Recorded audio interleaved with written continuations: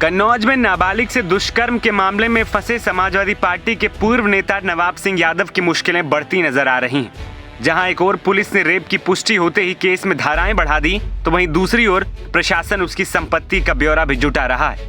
बताया जा रहा है कि आरोपी नवाब सिंह यादव के पास करीब 300 करोड़ रुपए की संपत्ति है, जिसमें नोएडा के होटल, कन्नौज में विद्यालय के साथ दर्जन भर अचल संपत्तियां शामिल हैं। इन सभी संपत्तियों का ब्यौरा जुटाने में प्रशासन जुटा हुआ है। जहां एक ओर लगातार नवाब सिंह की मुश्किलें बढ़ रही हैं, तो वहीं उसकी संपत्ति को लेकर भी बड़े दावे किए जा रहे हैं। नवाब सिंह के पास सिर्फ कन्नौज में ही 2 मकान नहीं, एक डिग्री कॉलेज और एक आलीशान होटल भी है, जिसकी कीमत करीब 70 करोड़ के आसपास है। ये भी दावा किया जा रहा है कि नोएडा में उसने एक 5 स्टार होटल में अपना पैसा इन्वेस्ट किया हुआ है। इसके अलावा आरोपी नवाब कई बेनामी संपत्तियों का मालिक भी। इसमें फैक्ट्री, होटल और हॉस्पिटल शामिल हैं। प्रशासन का अनुमान है कि नवाब सिंह की प्रॉपर्टी करीब 300 करोड़ रुपए की है, जिसकी जांच हो रही है और फिर जो भी संपत्ति अपराध से अर्जित होगी उस पर अब बुलडोजर चलेगा।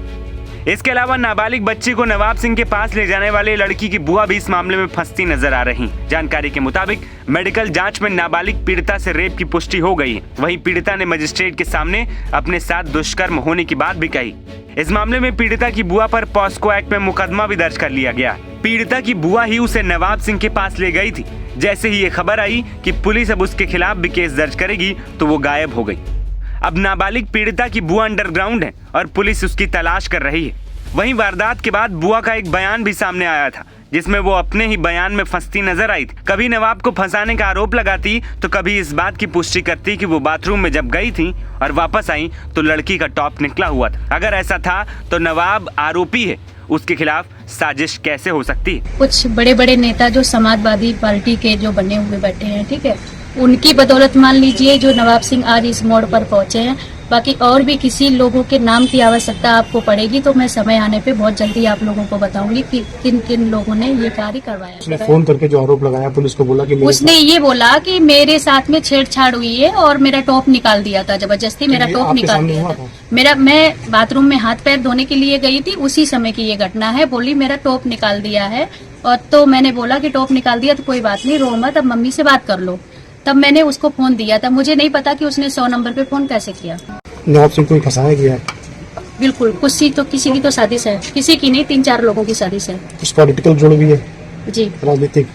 ये आप ऐसे समझ लीजिए कि सपा वालों के ही कार्य हैं, जितने बड़े बड़े लोग हैं। अब आप कुछ समझ सकते हैं कि कन्नौज के अंदर सबसे बड़े लोग कौन है, 2-3। वहीं जब कोर्ट में पीड़िता का बयान दर्ज हो रहा था, उस वक्त उसके परिजन भी मौजूद थे। कोर्ट की कार्यवाही के बाद पीड़ित परिजनों ने सारी कहानी बयां की। उन्होंने बताया कि वो नोएडा में रहते हैं, पिता दर्जी का काम करते हैं और परिवार गरीब है। बेटी का एडमिशन 10वीं क्लास में करवाया है। कुछ दिन पहले पीड़िता की बुआ नोएडा आई थी। वो गांव वापस जा रही थी, तो उसने पीड़िता के परिजनों से कहा कि बेटी को उसके साथ गांव भेज दे, वो उसे उसके दादा दादी के पास पहुंचा देगी। माँ बाप ने बुआ पर भरोसा करके बेटी को भेज दिया, लेकिन बुआ गांव जाने के बजाय लड़की को लेकर नवाब सिंह के पास पहुंच गई। लड़की की मां ने आरोप लगाया कि बुआ ने नवाब सिंह यादव के साथ उसकी बेटी का सौदा किया। वहीं अब पुलिस बुआ की तलाश में जुटी है और अब बुआ की गिरफ्तारी के बाद ही मामले का पूरी तरीके से खुलासा हो पाएगा। NBT ऑनलाइन की रिपोर्ट।